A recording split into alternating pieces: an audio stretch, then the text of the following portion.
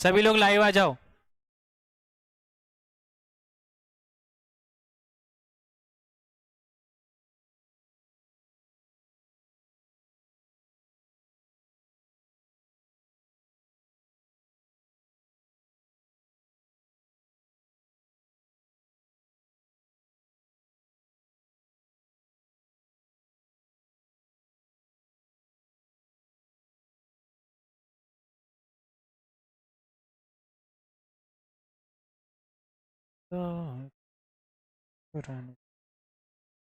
So very good afternoon all, welcome to BSc institute. आज हम लोग हमारी एमसीक्यू सीरीज का कौन सेशन नंबर 24 करने जा रहे हैं। ठीक है, कल हमने दिल्ली सल्तनत से रिलेटेड 3 पार्ट्स में हमने सारे एमसीक्यूज को सॉल्व किया। ठीक है, आज हम किस एम्पायर या किस साम्राज्य के बारे में पढ़ने जा रहे हैं? विजयनगर एम्पायर या विजयनगर साम्राज्य के बारे में पढ़ने जा रहे हैं, जो कि कहां पर मतलब हमको देखने को मिला था, दक्षिण भारत में देखने को मिलता है। ठीक है, तो दक्षिण भारत से रिलेटेड जो साम्राज्य था उसको हम लोग कौन सा साम्राज्य बोलते हैं?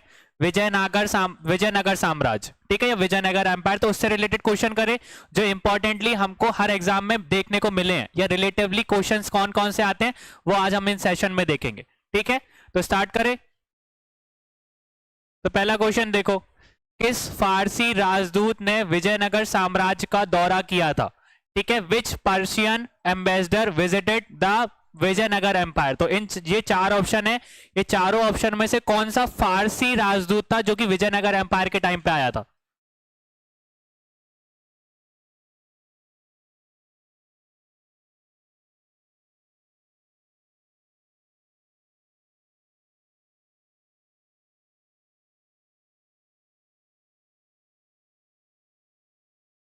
ठीक है, फारसी की बात हो रही है यहां पे, ये चीज याद रखना। ठीक है, फारसी की बात कर रहे हैं हम लोग।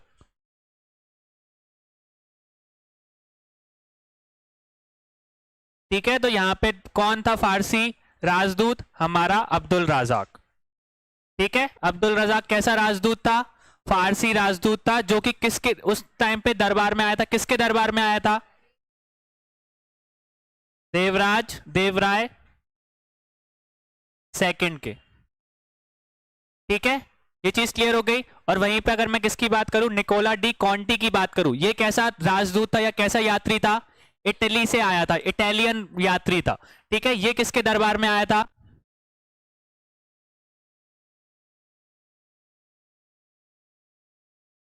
ठीक है, ये चीज याद रखना। और कहां से आया था ये? इटली से।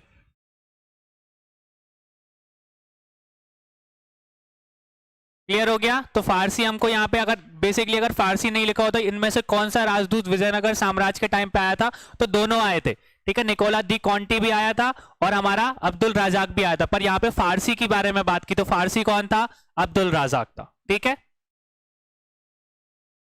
नेक्स्ट देखो, विजयनगर और ढाकन के सुल्तानों के बीच तालीकोटा की लड़ाई किस वर्ष में हुई थी? ठीक है, अगर विजयनगर एम्पायर की बात करो तो ये जो बैटल ऑफ तालीकोटा है, ये सबसे इंपॉर्टेंट बैटल बोली जाती है। ये किसके बीच में लड़ी गई थी? विजयनगर साम्राज्य के बीच में और ढाकन के सुल्तानों के बीच में। ठीक है, या बोल सकते हैं कि जो बैटल ऑफ तालीकोटा है या तालीकोटा का जो युद्ध है उसको एक और नाम से जाना जाता है, बैटल या युद्ध ऑफ तंगड़ी। ठीक है, क्योंकि तंगड़ी एक जगह थी, तंगड़ी के पास में युद्ध लड़ा गया था, इसलिए तंगड़ी का युद्ध भी बोला जाता है या बैटल ऑफ तंगड़ी भी बोला जाता है। दोनों तरीके से टेलीकोटा भी यूज हो सकता है और तंगड़ी भी इस्तेमाल हो सकता है, तो दोनों हमको याद रखना है। तो ये जो लड़ाई है, ये जो युद्ध है, किस किस के बीच में लड़ा गया था? विजयनगर साम्राज्य के बीच में और जो ढाकन के सुल्तान थे उनके बीच में। ठीक है, तो किस वर्ष में लड़ा गया था बताइए सभी।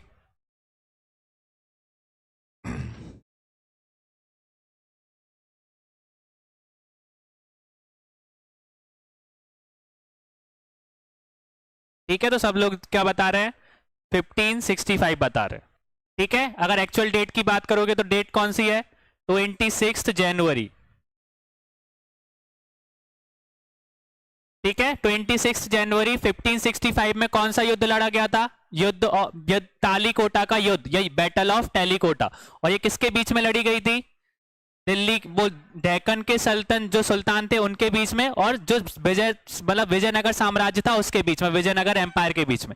और ये बेसिकली क्यों ये युद्ध इंपॉर्टेंट है? क्योंकि उस टाइम पे जो विजयनगर साम्राज्य था वो कैसा था?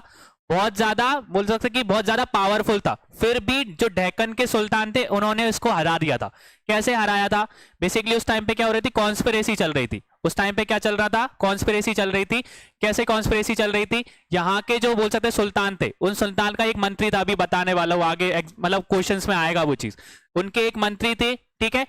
वो मंत्री और राजा मतलब बेसिकली बोल सकते कि वो राजा विजयनगर साम्राज्य पे राज नहीं करता था, उसका मंत्री करता था। जो चीज वो मंत्री बोलता था वही राजा करता था, ठीक है। तो एक तरीके से वो पपेट किंग था, हम लोग यूज करते ना पपेट किंग की, बताता कोई है करता कोई है। तो बेसिकली उसका मंत्री ने क्या बोला कि हम लोग ढक्कन के जो सुल्तान है उनको हराते हैं धीरे धीरे करके। कैसे हराओगे? धीरे धीरे करके, उनको अलग अलग करके, डिवाइड एंड रूल वाला सिस्टम है ना, कि उनको अलग कर दो और उनको हराते चलो, और क्या करते रहो, उनका राज को अपने हिस्से में बनाते चलो। तो यही चीज किसको पता चल गई? ये ढक्कन के सुल्तानों को पता चल गई। तो ढक्कन के जितने भी सुल्तान थे उस टाइम पे 5 सुल्तानों ने मिलकर क्या बनाई, एक अलायंस बनाई, गठबंधन करा, और साथ में किसके साथ लड़ा? विजयनगर साम्राज्य के साथ में। ये चीज क्लियर हो गई। तो ढक्कन के सुल्तान में एक सुल्तान ने विजयनगर साम्राज्य के साथ युद्ध नहीं करा था, 5 सुल्तानों ने मिलकर किसके साथ युद्ध किया था? विजयनगर साम्राज्य पे, ठीक है। ढक्कन के कितने सुल्तान थे? 5 सुल्तानों ने मिलकर गठबंधन किया था या अलायंस बनाया था, ठीक है। तो वो 5 सुल्तान कहां कहां के थे? ये तंगड़ी लिख लिया, इसको हटा दूं मैं?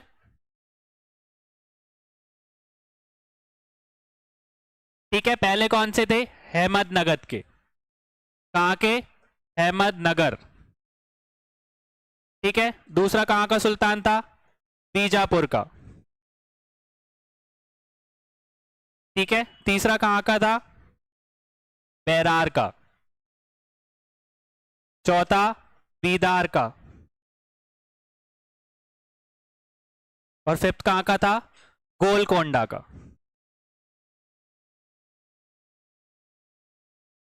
ठीक है। ये चीज समझ में आ गई। तो कितने सुल्तान थे उस टाइम पे? ढक्कन के कितने सुल्तानों ने मिलकर विजयनगर साम्राज्य के साथ युद्ध किया था? 5 सुल्तानों ने। 5 सुल्तान कहां कहां के थे? पहला कहां का सुल्तान था?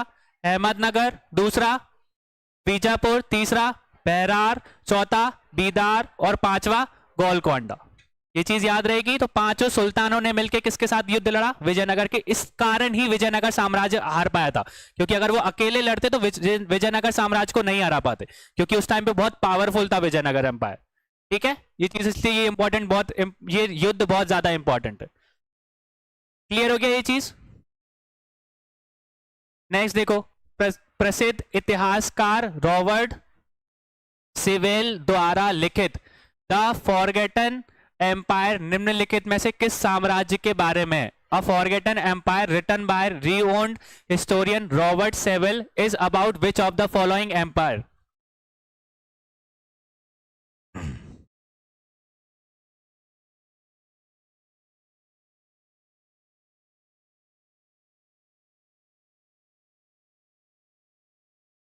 ठीक है, तो हम लोग किसके एम्पायर के बारे में पढ़ रहे हैं?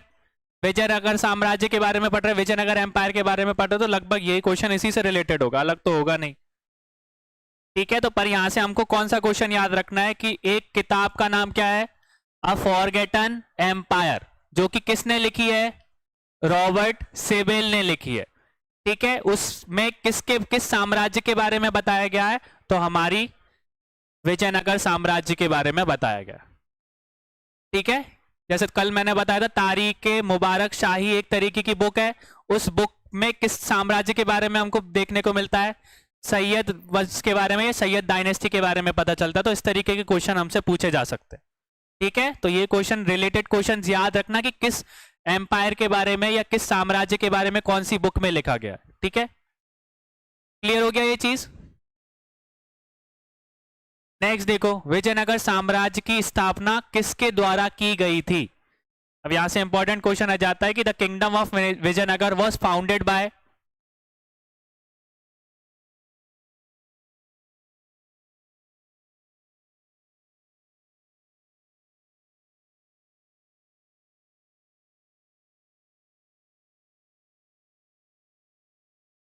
और सब लोग विजयनगर साम्राज्य का पहले साम्राज्य का नाम भी बताओ कि विजयनगर साम्राज्य में सबसे पहला साम्राज्य कौन सा स्थापित हुआ था?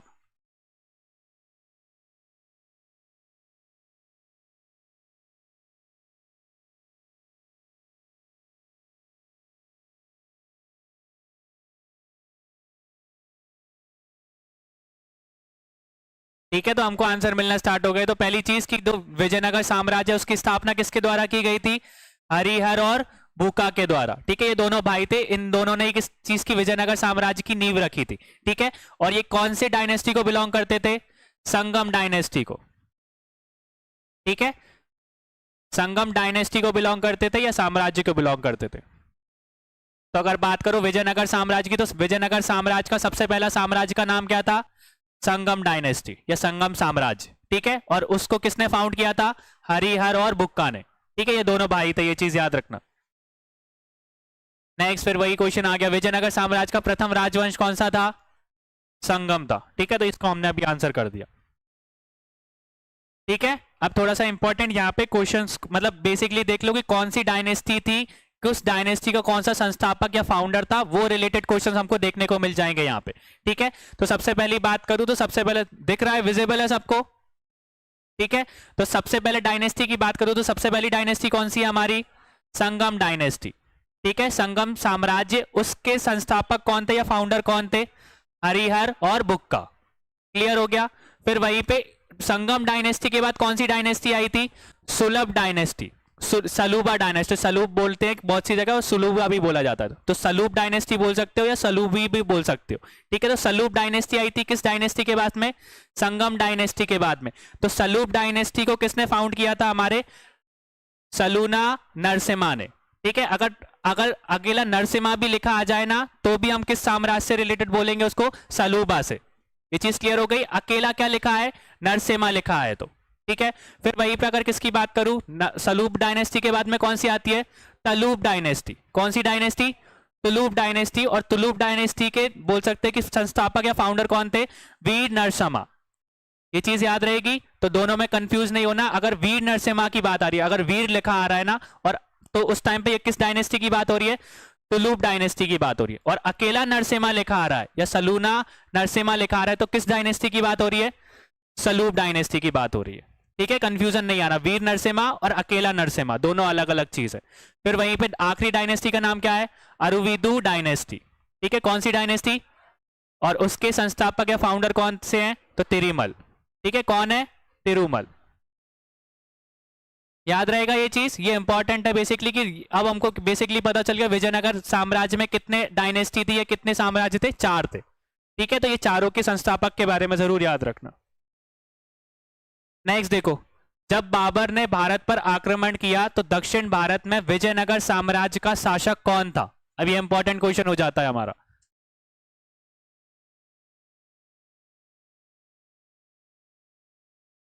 ठीक है, तो बताइए सब।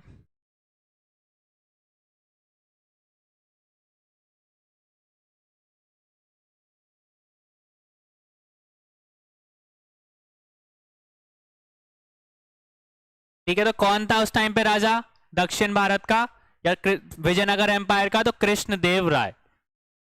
कौन था? कृष्णदेव राय। और अगर आप बोल सकते हो कि विजयनगर एम्पायर की बात करो या साम्राज्य की बात करो, तो उस साम्राज्य का सबसे बड़ा राजा कौन था? कृष्णदेव राय भी थे।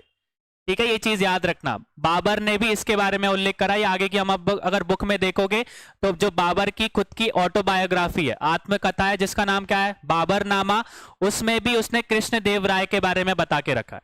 ठीक है, तो कृष्णदेव राय को भारत का सबसे मतलब सर्वश्रेष्ठ राजा बता के रखा है उसमें। ठीक है, ये चीज याद रखना है हमको। नेक्स्ट देखो, हम्पी, तिरुवन्नामलाई, चिदम्बरम, श्री रंगनम, तिरुपति आदि मंदिरों के सामने समरकीय राय गोपुरम की निर्माण किसने कराया था? Who got monumental Raya gopuram in front of the temple Hampi, Tiruvannamalai, Chidambaram, Srirangam, Tirupati etcetera constructed? हमने किसके बारे में पढ़ा था? गोपुरम के बारे में पढ़ा था। ठीक है, तो राय गोपुरम क्या था? बेसिकली गोपुरम का मतलब समझते हो कि जो मेन द्वार, मतलब जो मेन टेम्पल रहता था उसके सामने एक बड़ा द्वार बनाया जाता था। हमने पढ़ा था ना गोपुरम के बारे में। वैसे ही यहाँ पे क्या होता था? राय गोपुरम में बेसिकली वहां पे क्या बना देते थे? दोनों तरफ एक बड़ा बड़ा बोल सकते कि एक स्तूप बनाया जाता था, एक टाइप का बोल सकते कि मतलब एक तरीके से नॉर्मल एक प्लेट्स बनाई जाती थी। ठीक है, तो इस तरीके का स्ट्रक्चर रहता था। गेट भी बनाया जाता था और गेट के सामने 2 बड़े बड़े खम्भे लगाए जाते थे, तो उनको वो क्या बोलते थे? राय गोपुरम बोलते थे। ठीक है, तो जो राय गोपुरम है, इस तरीके की जो चीजें हैं वो हमको मंदिरों में देखने को मिला। और कौन कौन से मंदिरों में देखने को मिला? हम्पी के मंदिरों में, त्रिवंद्रमलाई के मंदिरों में, चिवंदरम में, फिर वहीं पे श्री रंगराम में और तिरुपति आदि में हमको क्या देखने को मिलता है? राय गोपुरम देखने को मिलता है। तो इसको किसने बनवाया था, किसके द्वारा बनवाया गया था?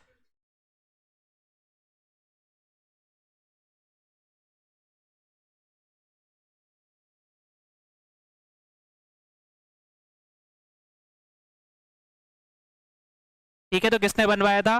कृष्णदेव राय ने बनवाया था।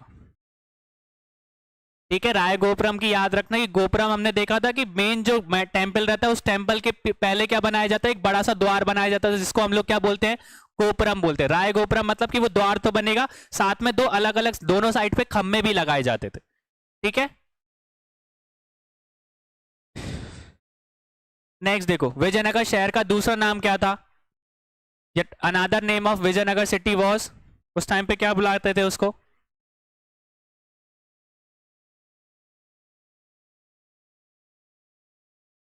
हस्तिनापुर कौन बता रहा है भैया? हस्तिनापुर कैसे बुलाएंगे?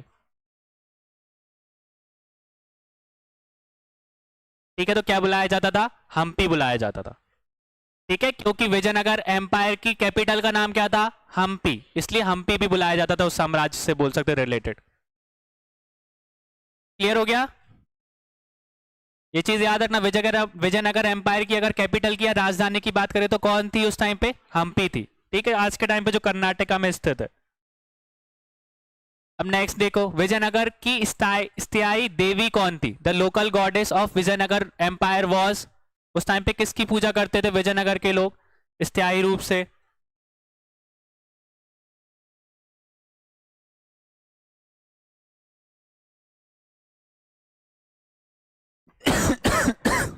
सॉरी।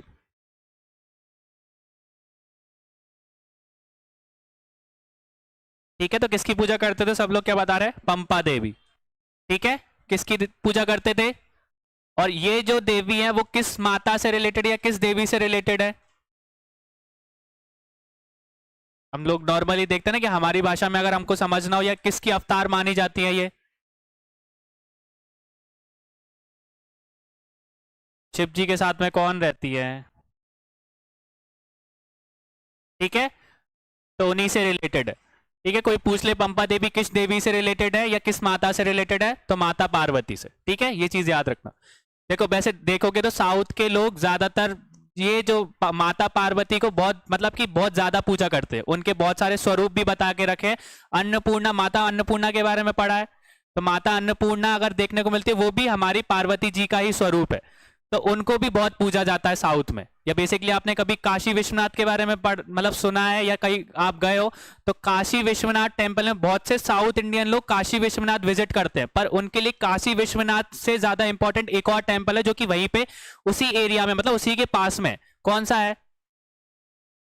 माता अन्नपूर्णा का मंदिर। बेसिकली आपको इंडिया में वहीं पे देखने को मिलेगा। माता अन्नपूर्णा का मंदिर जो है कहाँ पे स्थित है? वाराणसी में। और ज्यादातर साउथ इंडियंस जब भी विजिट करने के लिए जाते हैं तो बेसिकली वो काशी विश्वनाथ तो टेम्पल जाते ही है, पर उनके लिए उससे ज्यादा इंपॉर्टेंट टेम्पल कौन सा होता है? माता अन्नपूर्णा का।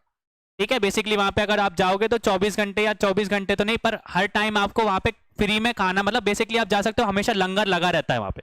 ठीक है, तो उस टाइम पे वो चीज उनके लिए बहुत ज्यादा इंपॉर्टेंट है। ठीक है, ये चीज याद रखना। माता पार्वती की बात करोगे तो वो साउथ इंडियन लोगों के लिए ज्यादा पूजी जाती है वहां पे। ठीक है, तो पंपा देवी भी किसका स्वरूप है? माता पार्वती का। नेक्स्ट देखो, कृष्णदेव राय किस वंश के थे? अब ये रिलेटेबल क्वेश्चन आ सकता है आपका। देवराय प्रथम, देवराय द्वितीय और कृष्ण देवराय, ये तीनों किस वंश के रिलेटेड थे?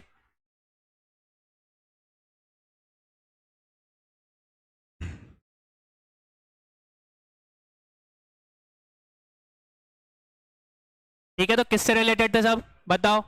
तुलुप डायनेस्टी से। किससे रिलेटेड थे? कृष्णदेव राय की बात आ जाए, देवराय की बात प्रथम की बात आ जाए, या देवराय द्वितीय की बात आ जाए, तीनों के तीनों किस डायनेस्टी या किस वंश से रिलेट करते थे? ठीक है, तुलुप वंश से। अब देखो, कृष्णदेव राय से रिलेटेड बहुत सारे क्वेश्चंस आते हैं, तो इससे इंपॉर्टेंट हम लोग फैक्ट्स देख लें। अभी तक जितना देखा उतना और देखो। पहली चीज कि बाबर ने अपनी आत्मकथा, जिसका हम लोग किस नाम से जानते हैं? बाबरनामा से ने कृष्ण देव राय को क्या बता के रखा है? भारत का सबसे शक्तिशाली शासक बताया है। अब यहां से क्वेश्चन कैसे बन सकता है कि भारत का सबसे शक्तिशाली शासक बाबरनामा में किसको बताया गया है?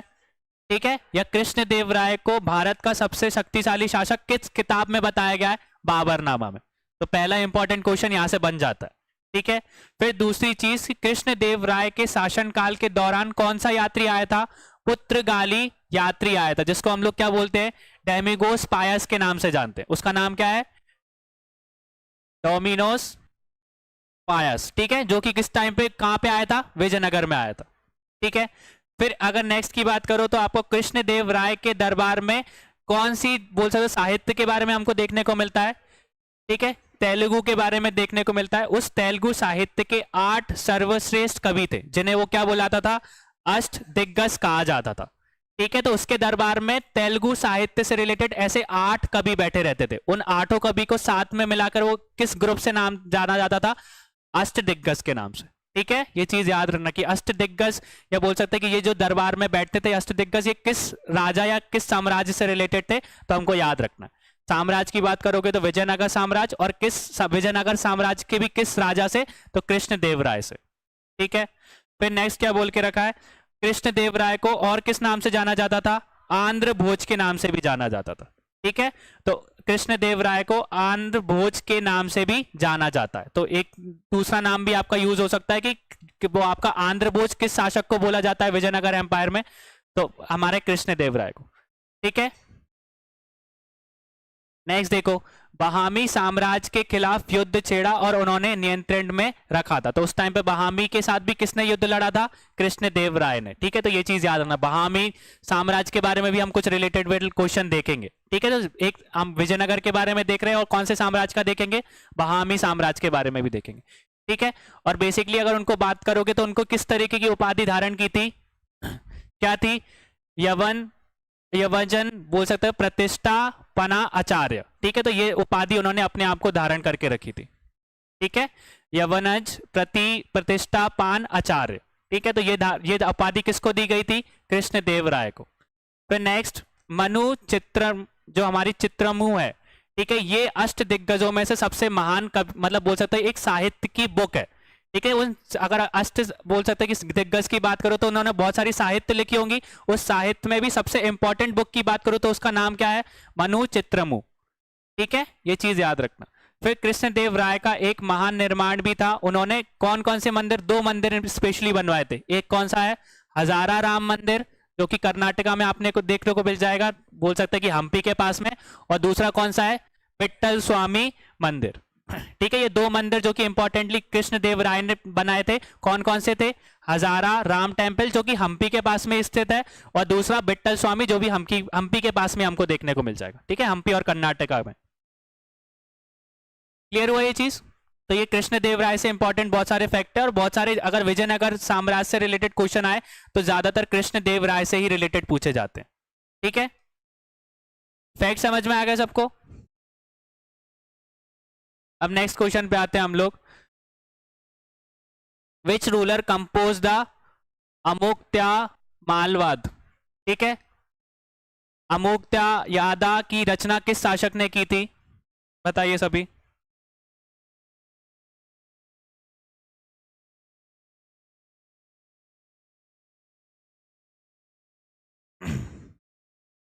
ठीक है, तो किसने की थी?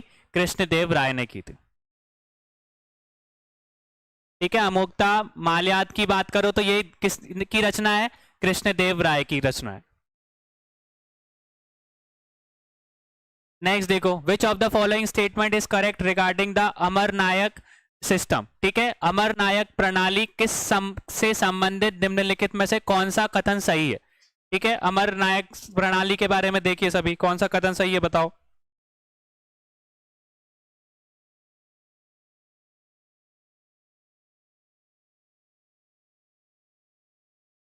करो सभी आंसर।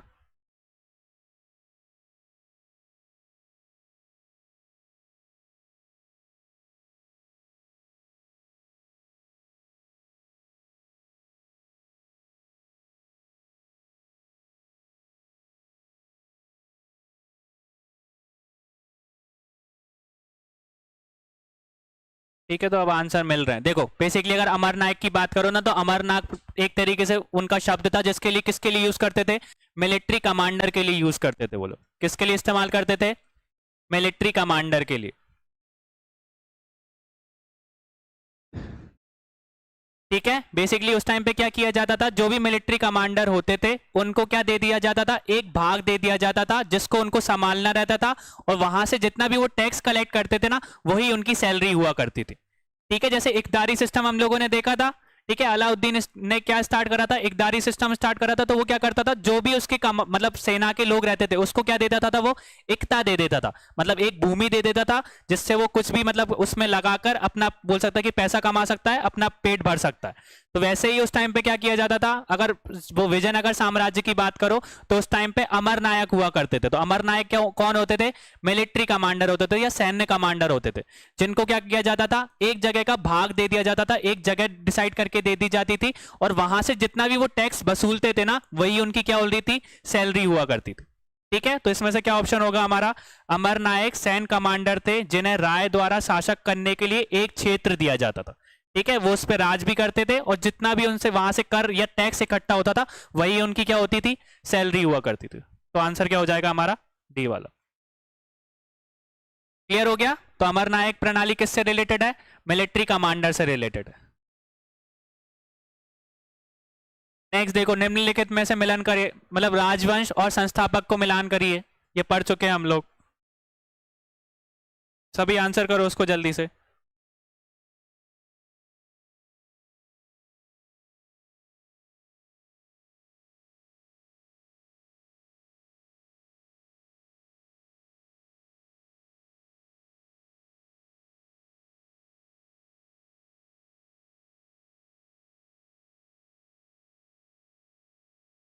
ठीक है, तो आंसर मिलने लगे अब हम लोग को। ठीक है, तो संगम डायनेस्टी सबसे बड़ी डायनेस्टी का देखा हमने, कौन था, हरिहर और बुक्का।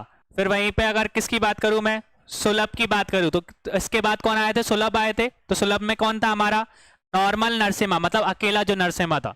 ठीक है, सलूना नरसिम्हा बोल सकते हो, या अकेले जो नरसिम्हा नाम आएगा, तो वो किस डायनेस्टी रिलेटेड है, सुलभ डायनेस्टी से। फिर वहीं पे अगर तुलभ डायनेस्टी की बात करूं, तो तुलभ डायनेस्टी के कौन थे, वीर नरसिम्हा। ठीक है, और आखिरी कौन सा था, अराविदु के कौन थे हमारे, तिरुमाल। ठीक है, ये इंपॉर्टेंट है, ये याद कर लेना राजवंश।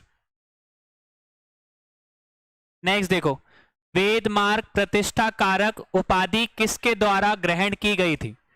ठीक है, वेद मार्ग प्रतिष्ठा कारक की उपाधि किसने धारण की थी, बताइए सभी।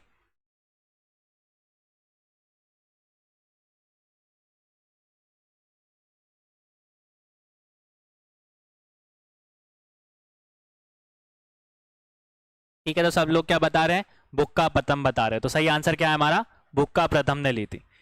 ठीक है, फिर वहीं पे अगर मैं हरिहर द्वितीय की बात करूं, तो हरिहर द्वितीय ने कौन सी उपाधि ली थी,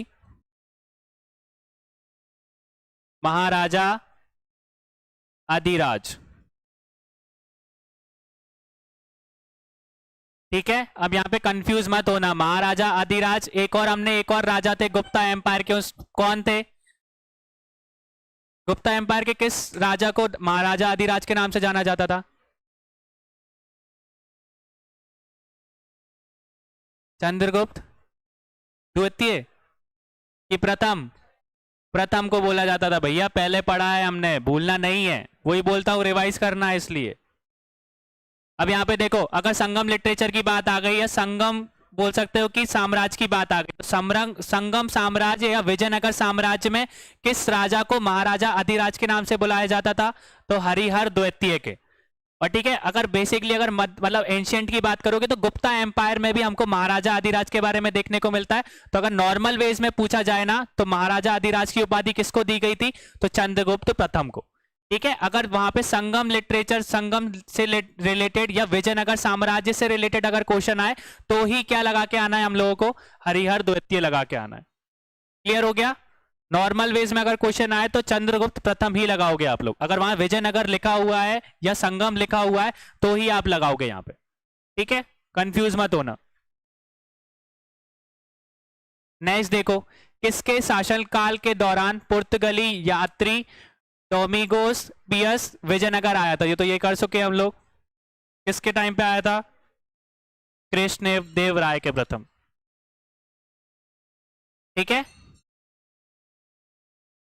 नेक्स्ट देखो, अब यहां से बहामी साम्राज्य के बारे में क्वेश्चन रिलेट स्टार्ट हो रहे हैं। तो जो बहामी साम्राज्य की स्थापना किसके द्वारा की गई थी?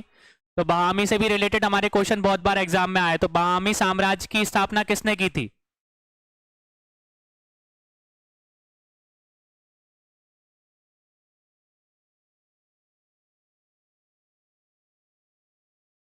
ठीक है, बहामी साम्राज्य की बात करोगे तो बहामी साम्राज्य की स्थापना किसने की थी? किसने की थी? हसन सांगू ने की थी। हसन, बोल सकते हैं उसका पूरा नाम क्या था? अलाउद्दीन हसन गंगू। ठीक है, नेक्स्ट देखो, प्रभावी प्रशासन के लिए बहामी राजाओं ने अपने साम्राज्य को डैश में विभाजित किया था। For the effective administration the Bahmani king divided their empire into dash. ठीक है, बेसिकली क्या होता है, बहुत से बड़े बड़े जो साम्राज्य रहते हैं उनको टुकड़ों में तोड़ दिया जाता है। जैसे हमारी पूरी इंडिया है ना, तो इंडिया को स्टेट्स में डिवाइड करके रखा है ना, कि जिससे क्या हो कि एडमिनिस्ट्रेशन करने में, मतलब कि बोला बेसिकली कंट्री को चलाने में आसानी हो। तो वैसे ही बहामी राजाओं ने क्या करा था, उनके साम्राज्य को कुछ पार्ट्स में डिवाइड कर दिया था। तो जो जैसे हमारे इधर स्टेट्स बोली जाती है, उस टाइम पे उसको क्या बोला जाता था? बताइए सभी।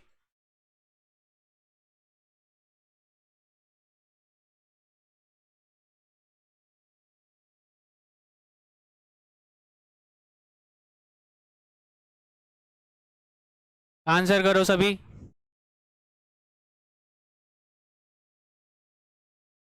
ठीक है, तो उस टाइम पे उसको क्या बोला जाता था? तरफ्स बोला जाता था। ठीक है, ये चीज याद रखना। जैसे इंडिया को हमने क्या करके रखा है, कंट्री को स्टेट्स में डिवाइड करके रखा है, वैसे ही बहामी साम्राज्य ने अपने साम्राज्य को किस में डिवाइड करके रखा था? तरफ्स में डिवाइड करके रखा था। और जो भी उसको संभालता था, जो भी मतलब जैसे हमारे स्टेट का कौन होता है जो स्टेट को संभालता है? सीएम। तो वैसे ही तरफ को संभालने वाले को क्या बोलते थे? तरफदार। ठीक है, या बहुत सी बुकों में क्या देके रखा है? आमिर भी देके रखा है। या तो वो तरफदार बोलते थे, या तो सीएम को क्या बोलते थे?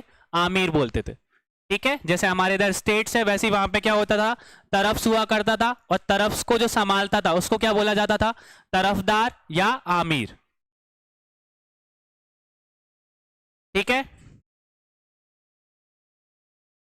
नेक्स्ट देखो, अलाउद्दीन हसन शाह बहमान बहमन की उपाधि किसने ग्रहण की थी? Who assume the title Alauddin Hasan Shah Bahman? बताइए सभी।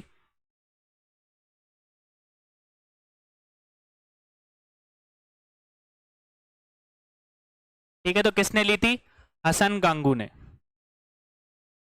ठीक है, अगर हसन गंगू की बात करें तो हसन गंगू का ओरिजिनल नेम क्या था? जाफर खान।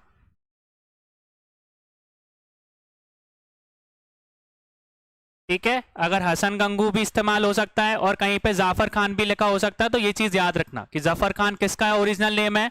हसन गंगू का। ठीक है, अलाउद्दीन हसन गंगू का। क्लियर हो गया ये चीज? नेक्स्ट देखो, गोल गुंबज कहां पर स्थित है? वेयर इज द गोल गुंबज इज सिचुएटेड?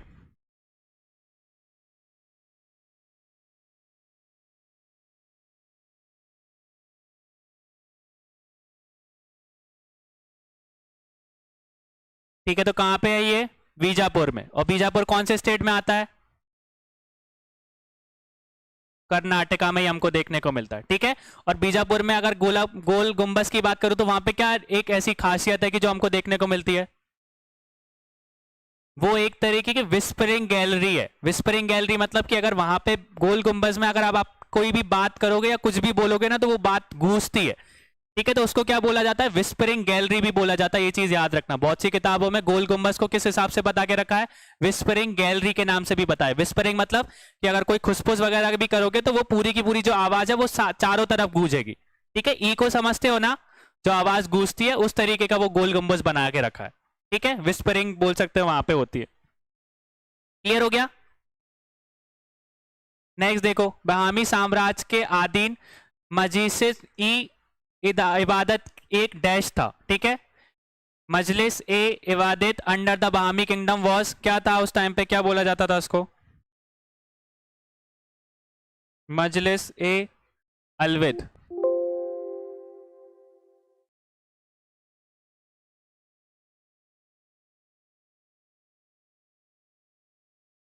ठीक है, तो देखो जो मजलिस ए इब्बत है बेसिकली उस टाइम पे बहामी साम्राज्य के टाइम पे उसको क्या बोला जाता था, जो कैबिनेट हुआ करती थी ना उस टाइम पे उसको क्या बोला जाता, मजलिस ए इब्बत। ठीक है, जो कैबिनेट मीटिंग या कैबिनेट मिनिस्टर्स होते हैं ना बेसिकली, कि एक कैबिनेट बनाई जाती है, एक सभा बनाई जाती है कुछ इंपॉर्टेंट लोगों की, तो उस सभा को क्या बोला जाता था, वो मजलिस ए इल्बित। ठीक है, किस साम्राज्य के टाइम पे, बहामी साम्राज्य के टाइम पे।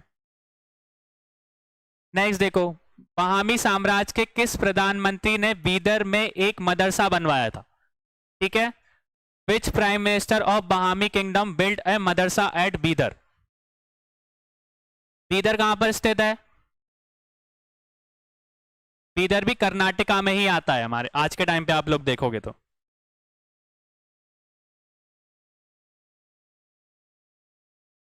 ठीक है, तो कौन थे उस टाइम पे, मोहम्मद गावान।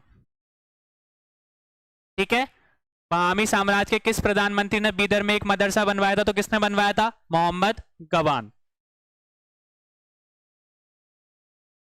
नेक्स्ट देखो, किताब ए नवारस पुस्तक किसने लिखी थी, किताब ए नवरस की जो रचना है या पुस्तक किसने लिखी गई थी।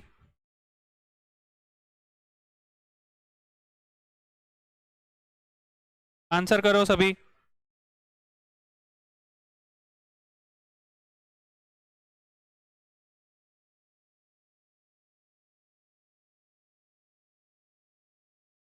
ठीक है, तो किसने लिखी थी, इब्राहिम आदिल शाह द्वितीय, उल्टा लिख दिया।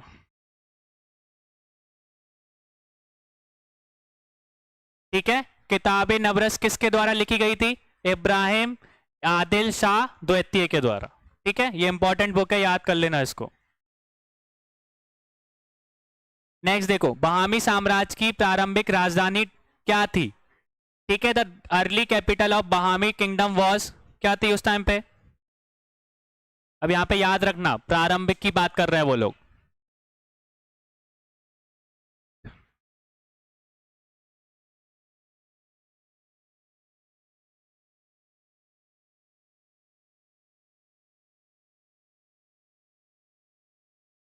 ठीक है, तो क्या थी उस टाइम पे, प्रारंभिक की बात करो तो क्या थी, गुलबर्ग थी। ठीक है, और बाद में उसको कहां पर स्थित कर दिया गया था, मोहम्मदाबाद में।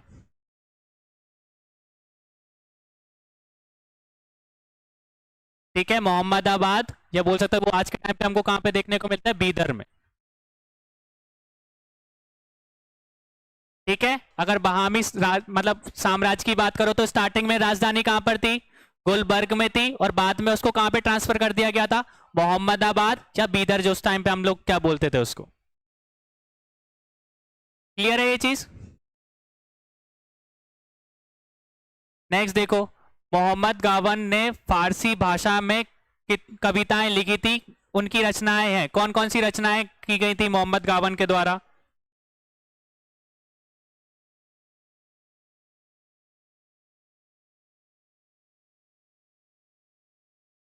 ठीक है, मोहम्मद गावन ने किस भाषा में कविताएं लिखी थी, सबसे पहली चीज पारसी भाषा में लिखी थी, और कौन सी किताबें थी।